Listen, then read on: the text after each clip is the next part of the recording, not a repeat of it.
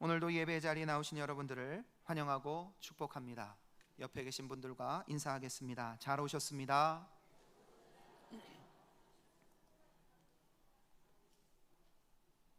네, 이제 저를 봐주시고요. 오늘 말씀은 바울이 빌립보 교회 성도들에게 쓴 편지입니다. 그런데 편지의 첫 부분부터 칭찬 세례가 쏟아지는데 최고의 칭찬을 합니다. 그냥 입에 발린 소리가 아니라 진짜 칭찬을 하고 있는 겁니다. 3절 말씀에 너희를 생각할 때마다 나의 하나님께 감사한다. 4절에 너희를 위해 간구할 때마다 기쁨으로 간구한다 라고 기록되어 있습니다. 그뿐만이 아닙니다. 바울은 빌립보 교회 성도들을 향해서 이런 말까지 합니다. 내가 예수 그리스도의 심장으로 너희를 사모한다. 8절 말씀 같이 읽어볼까요? 같이 읽습니다. 시작. 내가 예수 그리스도의 심장으로 너희 무리를 얼마나 사모하는지 하나님이 내 증인이시라. 목사인 바울이 성도들을 생각할 때마다 감사가 나오고 기도할 때마다 기쁘게 기도한다면 그 교회는 정말 좋은 교회, 건강한 교회가 아니겠습니까? 그 성도들은 하나님도 기뻐하시는 성도들이요, 그 목회자는 하나님이 칭찬하시는 목회자가 아니겠습니까? 그런데 목회자인 바울이 이렇게 말하는 겁니다. 어떻게 이 정도까지 이야기를 할 수 있을까요?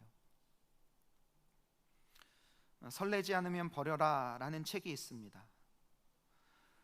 곤도 마리에라는 사람이 쓴 책인데 이 사람이 정리와 수납에 관련해서는 굉장히 유명한 사람이더라고요. 2015년 타임지가 선정한 100인 안에 선정된 정리의 여신입니다. 아니, 목사가 어떻게 정리와 수납에 관한 책을 읽었을까? 저도 이해가 되지 않습니다. 이 책 이야기를 어떤 목사님 설교 중에 잠깐 하셨는데 그 제목이 제 마음을 확 끌었어요. 왜냐하면 저도 정리하지 못하고 있는 것들이 참 많이 있거든요. 나중에 읽으려고 쌓아둔 책, 유행이 지난 옷, 신발, 개인적으로 가지고 있는 물건들까지. 어디 그뿐입니까? 아이들 4명의 짐도 만만치 않습니다. 그래서 어떨 때는 집에 들어가면 답답합니다. 이걸 어떻게 정리해야 되나? 하긴 해야 되겠는데 어디서부터 손을 대야 될지. 언젠가는 큰맘 먹고 정리를 많이 했습니다. 그런데 그것도 잠시, 며칠 지나면 다시 그 자리, 다시 그곳에 여기저기 물건들은 어지럽게 흩어져 있습니다. 한편으로 이런 생각도 듭니다. 정리해 놓으면 뭐하나, 도로 옛날 상태가 될 텐데. 한 번, 두 번 정리해 봤는데 다시 되돌아오네. 여러분은 그런 경험이 없으십니까? 짐 정리, 집안 정리에 대해서 설명해 주는 책들은 거의 내용이 비슷합니다. 정리의 시작은 버리는 거다. 1년에 한 번도 안 쓰는 물건은 과감없이 버려라. 대부분 이런 내용들로 가득 차 있습니다. 알고 있습니다. 그런데 왜 우리 집은 정리가 안 되는 걸까요? 저희 집만 해당되는 일은 아니겠지요? 그런데 곤도 마리아만의 독특한 정리법이 설레지 않으면 버려라 라는 이 책에 정리되어 있습니다. 제가 책의 내용을 잠깐 읽어드리겠습니다. 어떤 물건을 버릴지 남길지 판단하는 기준은 만졌을 때 설레는가 하는 점이다. 이것이 포인트다. 두 손으로 하나하나 대화하듯이 만져보면 물건에 따라 몸의 반응이 확실히 다르다는 것을 알 수 있다. 설레는 것을 만졌을 때는 몸이 찌릿하다. 어떻게 해요? 온몸의 세포가 위로 올라가는 느낌이다. 반대로 설레지 않는 물건을 만졌을 때는 몸이 무거워진다. 여기서 중요한 점은 버릴 것이 아니라 남길 것을 고르는 것이다. 설레는 것만 남기자. 이 사람이 강조하고 있는 포인트는 2가지입니다. 버릴 것을 선택하지 말고 남길 것을 선택하라입니다. 저도 집 정리나 청소를 해보면 그런 것 같아요. 뭘 버리지? 이거 버리려고 생각하면 조금 있으면 쓸 것 같아요. 이거 한 2년만 기다리면 막내가 쓸 것 같아요. 그래서 쌓아놓은 물건들이 많아요. 그런데 이 사람은 말하는 거예요. 버릴 것을 선택하지 말고 남길 것을 선택하라는 거예요. 그리고 그 남기는 기준은 설레일 때, 그 물건을 이렇게 만져보고 그 물건을 이렇게 가슴에 품어봤을 때 설레면 남기고, 설레지 않으면 버리라는 이야기예요. 책을 보다가 느닷없이 이런 생각을 해봤습니다. 하나님은 나를 보시고, 나를 만져보시고, 나를 안아보시고 과연 설레실까? 무슨 일이 있어도 하나님은 내가 너는 남기겠다, 내가 너는 버리지 않겠다라고 말씀하실까? 처음에는 대답을 하기가 쉽지 못했습니다. 답을 잘 못하겠더라고요. 물론 하나님이 나와 함께 하신다라는 성경 구절 말씀을 외우고 있습니다. 두려워하지 말라, 내가 너와 함께 함이라. 놀라지 말라, 나는 내 하나님이 됨이라. 내가 너를 굳세게 하리라. 참으로 너를 도와주리라. 참으로 나의 의로운 손으로 너를 붙들리라. 그 말씀 외우고 있고 마음에 새기고 있습니다. 그런데 문제는 내가 그것을 잘 못 느끼겠다라는 사실입니다. 그것이 제일 큰 문제였습니다. 그런데 오늘 설교를 위해서 본문 말씀을 읽고 묵상하면서, 그리고 지난 2주간의 제 삶을 돌아보면서 답을 얻게 되었습니다. 여러분, 제가 지난 2주간 동안 죽다 살아났거든요. 여러분, 살아난 제 모습이 어떻습니까? 마음에 안 드십니까? 주일은 부활하는 날입니다. 여러분도 다 부활하시기를 주님의 이름으로 축복합니다. 여러분, 대부분이 아시다시피 지난 주 3일 동안 제가 집을 비웠습니다. 들어가니까 아이들이 현관으로 달려 나오면서 안기고 뽀뽀하고 아빠 사랑해요, 보고 싶었어요, 난리를 치는데 좋더라고요. 고맙기도 하고. 그런데 한편으로 솔직히 말하면 설레지는 않았습니다. 갑자기 책 제목이 떠올랐습니다. 설레지 않으면.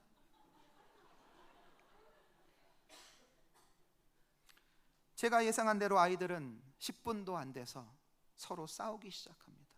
네 거야, 내 거야. 네가 먼저 잡았니, 내가 먼저 잡았니. 아빠 나랑 놀아주세요. 여러분, 제가 어떻게 해야 할까요? 그리고 갑자기 하나님 아버지 생각이 났습니다.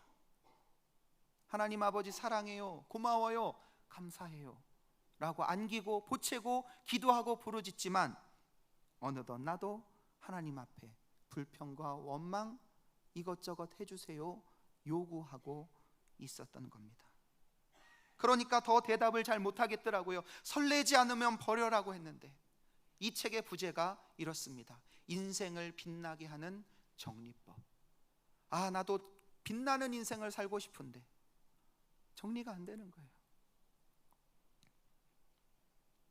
오늘 본문 말씀에서 바울은 빌립보 교회 성도들에게 이렇게 고백합니다. 내가 너희를 생각할 때마다 하나님께 감사하노라. 너희를 위해서 간구할 때마다 기쁨으로 간구하노라. 바울의 고백은 여기서 끝나지 않는다고 했지요. 내가 예수 그리스도의 심장으로 너희를 사모한다 라고까지 말합니다. 저희 부모님 세대에 진짜 사랑하고 정말 사랑할 때 그 표현을 어떻게 하셨습니까? 저는 그때 살지 못해서 잘 모르겠습니다. 그런데 아주 오래된 옛날 영화나 이런 데 보니까 이렇게 표현하더라고요. 영희, 하늘의 별이라도 따다 줄게. 영희, 설레지 마십시오. 순이, 손에 물 한 방울 안 묻히게 해줄게. 아마 그렇게 표현했던 것 같습니다. 제가 젊은 시절 결혼하고 난 이후에 드라마에서 아주 유명한 대사가 있었습니다. 사랑을 고백하는 표현인데, 여자의 손을 가슴에 이렇게 댑니다. 그리고 그리고 이렇게 말합니다. 이 안에 너 있다. 이렇게 사랑 표현을 했습니다. 요즘 20, 30대 젊은이들은 어떻게 표현하는지 모르겠습니다. 그러나 초대교회 바울이 활동하던 이 당시 진짜 사랑하고 정말 사랑한다고 표현할 때에 예수 그리스도의 심장으로 사모한다라고 표현했습니다. 바울은 빌립보 교회 성도들을 향해서 내가 예수 그리스도의 심장으로 너희를 사모한다, 그뿐만이 아니라 하나님이 이 일의 증인이다라고 담대하게 말하고 있는 겁니다. 제가 궁금해졌습니다. 어떻게 성도들을 생각할 때마다 이런 감사가 나오고 그들을 위해 간구할 때마다 기쁨으로 간구할 수 있을까? 어떻게 바울은 내가 예수 그리스도의 심장으로 너희를 사모한다라고, 하나님이 내 증인이시라고 그렇게 말할 수 있는 것일까요? 빌립보 교회 성도들이 온전하고 흠이 없어서일까요? 빌립보서를 쭉 읽어보면 그게 아니라는 사실을 알 수 있습니다. 빌립보 교회 어떤 사람들은 그리스도의 십자가의 원수처럼 행했다라고 말합니다. 빌립보 교회 안에 있는 유오디아와 순두계라고 하는 여성들은 서로 경쟁하며 교회를 어렵게 만들기도 했습니다. 어쩌면 오늘날 우리가 경험하는 수많은 교회들 중에 하나와도 같았습니다. 이렇게 교회 안에 문제가 있었음에도 불구하고 바울은 빌립보 교회 성도들을 생각할 때마다 감사했고 기도할 때마다 기쁨으로 간구했습니다. 왜 그랬을까요? 그 이유를 바울은 5절에서 이렇게 말하고 있습니다. 5절 말씀 다 같이 한번 읽도록 하겠습니다. 시작. 너희가 첫날부터 이제까지 복음을 위한 일에 참여하고 있기 때문이라. 여기서 첫날부터라는 말은 처음 예수를 믿었을 때부터라는 뜻입니다. 그러니까 이들은 신앙생활을 시작하던 때부터 지금까지 변치 않고 복음을 위한 일에 참여하고 있었다라는 사실입니다. 누가요? 빌립보 교회 성도들이. 그들이 복음을 위한 일에 참여할 때 하나님께서는 그들을 통해서 하나님의 착한 일, 선한 일을 이루고 계셨다라고 설명해 줍니다. 6절 말씀을 제가 읽겠습니다. 너희 안에서 착한 일을 시작하신 이가 그리스도 예수의 날까지 이루실 줄을 우리는 확신하노라.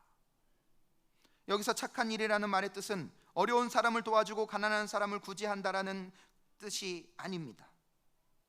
여기서 착한 일이란 5절에 나오는 복음을 위한 일을 가리킵니다. 빌립보 교회 성도들은 신앙생활을 처음 할 때부터 지금까지 변함없이 복음을 위한 일에 참여하고 있었습니다. 우리 속담에 곳간에서 인심난다 하는 말이 있지요. 전도하는 일, 복음 전하는 일, 그것도 여건이 되어야 할 수 있다고 우리는 보통 생각을 합니다. 그러나 그것은 오해입니다. 성경을 읽어보면 그 사실을 금방 알 수 있습니다. 여건이 안 되고 환경이 안 돼도 이 일이 하나님이 원하시는 착한 일이다, 이 일이 하나님께서 내게 맡겨주신 일이다라고 믿어지고 결심할 때에 할 수 있는 겁니다. 우리 본문 말씀 7절을 같이 한번 읽어볼까요? 1장 7절 같이 읽습니다. 시작. 내가 너희 무리를 위하여 이와 같이 생각하는 것이 마땅하니 이는 너희가 내 마음에 있음이며 나의 매임과 복음을 변명함과 확정함에 너희가 다 나와 함께 은혜에 참여한 자가 됨이라. 7절 중반 이하에 보면 나의 매임과 복음을 변명함과 확정함에 너희가 다 나와 함께 은혜에 참여한 자가 됨이라 라는 구절이 있습니다. 여기에서 매였다, 변명한다, 확정한다, 이 말들은 법정에서 쓰이는 말입니다. 지금 바울은 감옥에 갇혀 있습니다. 감옥에 매여 있는 것입니다. 그가 복음을 전했기 때문입니다. 사람들이 복음 때문에 바울을 핍박했습니다. 이에 대해서 바울은 변명해야 됐습니다. 변호해야 됐다는 말입니다. 풀려날지 풀려나지 못할지 아직 확정되지 않았습니다. 교회 안의 상황은 어떻습니까? 십자가의 원수처럼 행하는 사람들도 있었다고 기록합니다. 유오디아와 순두계 같이 서로 경쟁하며 교회의 성도들과 또한 분위기가 이상하게 흘러가는 그런 어려운 점도 있었다고 말합니다. 이렇게 정신없고 시끄러운 상황에 있는 빌립보 교회 성도들이 그럼에도 불구하고 전도하고, 그럼에도 불구하고 복음 전하는 것이 쉽게 되었겠습니까? 어려웠을 겁니다. 어쩌면 진행하다가 이렇게까지 해야 돼? 라는 생각을 하기도 했었을 겁니다. 그런데 그들은 첫날부터 지금까지 복음을 위한 일에 참여하고 있었다라고 바울은 말하고 있는 겁니다. 힘들고 어려운 환경 속에서도 그들은 여전히 복음 전하는 일, 착한 일을 멈추지 않고 중단하지 않고 계속했습니다. 왜냐? 그들 안에 하나님께서 착한 일을 하도록 인도해 가셨기 때문입니다. 그들의 신앙생활의 모습을 보면, 아, 너희 안에 하나님께서 일하고 계시는구나, 너희가 복음 전하는 그 일을 잘 감당할 수 있도록 붙들고 계신 하나님의 모습을 발견할 수 있었던 겁니다. 신학적으로 보면 빌립보서를 기쁨의 서신이라고 말합니다. 그런데 제가 설명드렸다시피 이 상황은 전혀 기쁨과는 상관없는 상황입니다. 교회의 지도자는 감옥에 갇혀 있고 성도들은 어려운 일을 겪고 있습니다. 전혀 전도할 수 없는 상황인데 빌립보 교회 성도들은 복음을 전합니다. 이 역설을 여러분들은 이해하시겠습니까? 그래서 바울은 성도들에게 말합니다. 하나님이 너희 안에서 착한 일을, 복음 전하는 일을 하고 계신다고. 지난주 3박 4일 동안 국내 오지 선교를 다녀왔는데 제가 참 은혜를 많이 받았습니다. 왜냐? 하나님께서 선교 일정 내내 도와주신다라는 것을 깨달았기 때문입니다. 첫 번째로 하나님께서는 날씨를 주관해 주셨습니다. 우리 선교팀이 8월 5일 월요일에 떠났는데 그 주간 날씨가 월요일, 화요일 모두 37도, 38도 폭염이었습니다. 그곳에 목사님에게 전화를 했습니다. 목사님, 그곳은 좀 시원한가요? 강원도라 괜찮지요? 목사님 대답이 이겁니다. 서울보다 한 2도는 더 높아요. 그런데 우리가 월요일, 화요일 그곳에 가서 사역하는 동안 구름이 우리를 가려줘서 무덥지 않게 사역할 수 있었습니다. 뿐만 아닙니다. 태풍 무슨 교황이 올라온다고 화요일 밤부터 수요일까지 내내 폭우가 쏟아진다고 일기예보가 되어 있었습니다. 아니나 다를까 화요일 밤부터 장대비가 오기 시작하는데 새벽 1시, 2시 반에 호우 경보가 울렸습니다. 그런데 자고 일어나 보니 아침에는 하늘이 맑게 개어 있었고 동네 어르신들이 교회 오는데 아무런 지장이 없었습니다. 할렐루야. 아멘 한번 해보세요. 두 번째로 하나님께서는 사람들을 모아주셨습니다. 저희가 수요일 저녁에 마을 잔치를 했는데 침 맞으러 오신 분들, 여러분 오지나 어르신들 많은데 침 놔준다고 하면 동네 사람들 다 오거든요. 침 맞으러 오신 분들이 28분이었어요. 그런데 마을 잔치에 오신 분들이 27분이었습니다. 교회 식당이 꽉 차서 시끌벅적하고 왁자지껄 하는데 목사님과 사모님이 너무 기쁘고 좋아서 이렇게. 여러분 요즘 웃을 일 별로 없으시지요? 손가락으로 이렇게 한번 해보세요. 한번 해보세요. 이렇게. 그분이 잘 웃는 분이 아니거든요. 얼마나 내성적인지, 얼마나 표현을 안 하시는지 그냥. 그런데도 기쁘고 즐거워서.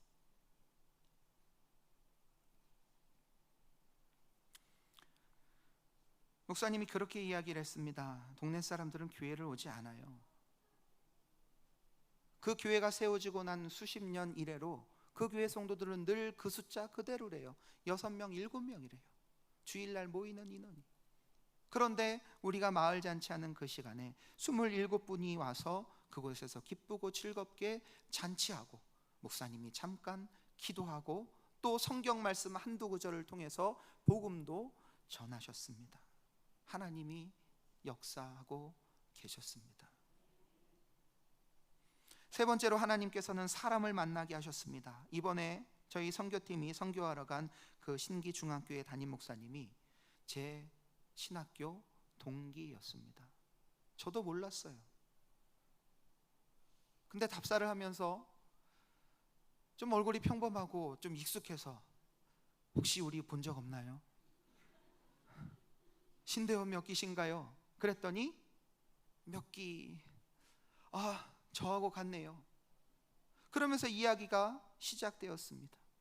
그분이 살아왔던 이야기, 그분이 사역했던 이야기, 그분이 여기까지 와서 지금 일하고 있는 이야기들을 들으면서 믿음의 교제를 나눌 수 있었습니다. 중간중간 선교하는 그 중에도 잠깐 던지는 한두 마디를 통해서도 뭔가 하나님이 말씀하시는 것을 깨달을 수 있었습니다. 전혀 예상하지 못한 곳에서 믿음의 사람, 하나님의 일을 하고 있는 동기를 만나서 교제하게 하신 하나님의 손길을 느낄 수 있었습니다. 선교를 준비하면서 시간이 꽤 짧았습니다. 그래서 기도할 시간이 적었는데 그럼에도 불구하고 하나님께 기도할 수 있도록 해주십시오 라고 간구할 때에 하나님이 기도할 수 있는 방법도 가르쳐 주셨습니다. 그래서 있는 그곳에서 한 마음으로 기도할 수 있었습니다. 일일 찻집을 하는데 어떤 분들은 5만 원 내고 커피 한두 잔 들고 거스름돈 안 받고 그냥 가시는 거예요. 물론 10,000원 내고 3잔 이렇게 사가시고 몇천 원 거스름돈 없습니다 이러고 가신 분도 계세요. 혹시 여러분 아니십니까? 그런데 한두 잔 받고 그 더 많은 돈을 찬조하고 기부하고 그냥 가시는 거예요. 참 신기하죠. 선교를 하면서도 어렵고 고난한 일이 있었습니다. 그러나 그것 때문에 실망하지 않았고 그것 때문에 기분 상하지 않았고 하나님께서 적절한 때에 도와주시고 협력하게 하시고 착한 일을 하게 하셨습니다. 지난 몇 주 동안 우리는 주일 예배 때 느헤미야 강해 설교를 담임 목사님으로부터 들었습니다. 느헤미야는 술관원으로 예루살렘 성벽을 중수하는 사역을 감당했습니다. 온갖 어려움을 극복하면서 사명을 완수했지만 느헤미야서가 정말 말하고 싶은 한 가지는 이것입니다. 하나님의 선하신 손이 나를 도우심에, 하나님의 선하신 손이 나를 도우심에, 이런 어렵고 힘든 상황 가운데서도 이 사명을 완수할 수 있었다라고 고백하는 것이 바로 느헤미야서의 핵심이라는 말입니다. 여러분, 믿는 그리스도인들의 인생과 삶 속에는 바로 이 은혜가 있어야 합니다. 하나님의 선하신 손이 나를 도우심에, 이 은혜가 있어야만 합니다. 말씀을 마치겠습니다. 복음을 전하는 일을 하는 사람들을 볼 때 하나님의 마음은 설레십니다. 그들에게 흠이 없고 잘못이 없어서 설레는 것이 아니라 하나님이 가장 기뻐하신 일을 감당하고 있기 때문에 하나님의 마음이 설레는 것이고, 그 일을 감당하기 위해서 하나님께 도와주세요, 힘을 보태주세요 라고 기도하기 때문에 하나님의 마음이 설레시는 겁니다. 하나님의 선한 손이 우리를 인도해 주시고 붙잡고 계시다라고 오늘 성경은 말하고 있습니다. 하나님의 선하신 손을 붙들고 계실 때에 우리는 선한 것을 분별할 수 있고 진실하고 허물이 없는 사람으로 변화될 수 있습니다. 바울이 빌립보 교회 성도들을 바라볼 때에 가슴이 설레었고 감사했고 기도할 때마다 기쁨으로 기도할 수 있었던 이유, 예수 그리스도의 심장으로 그들을 사랑한다라고 말할 수 있었던 그 이유는 바로 여기에 있습니다. 이 무더운 여름에 여름 성경학교와 N세대 부흥 축제를 비롯하여 국내 오지 선교 등 여름 복음 사역을 위해서 땀 흘려 참여하신 모든 분들, 그리고 기도해 주시고 물질로 후원해 주시고 보이지 않는 곳에서 협력해 주신 분들을 생각할 때에 감사가 나옵니다. 그리고 무엇보다도 우리 안에서 착한 일을 행하시고 계시는 하나님께 찬양과 영광을 올려드립니다. 하나님께서 여러분들 가운데 일하고 계시는 것을 믿으시기 바랍니다. 그리고 하나님께 기도하시기 바랍니다. 하나님의 선하신 손이 나를 도와 주옵소서. 하나님의 선하신 손이 이 어려운 시기에도 나를 붙들어 주옵소서. 기도하겠습니다. 하나님 아버지, 이번 여름 복음 사역을 돌아보며 생각할 때 참 감사합니다. 우리 안에서 하나님께서 착한 일을 하신 것을 믿습니다. 하나님께서 시작하신 일이기에 열매 맺게 될 줄도 믿습니다. 예수 그리스도의 심장으로 사랑하게 하시고 하나님이 증인이 되는 믿음의 삶을 계속해서 살아갈 수 있도록 우리를 붙드시고 선하신 손으로 도와 주옵소서. 예수님의 이름으로 축복하며 기도합니다. 아멘.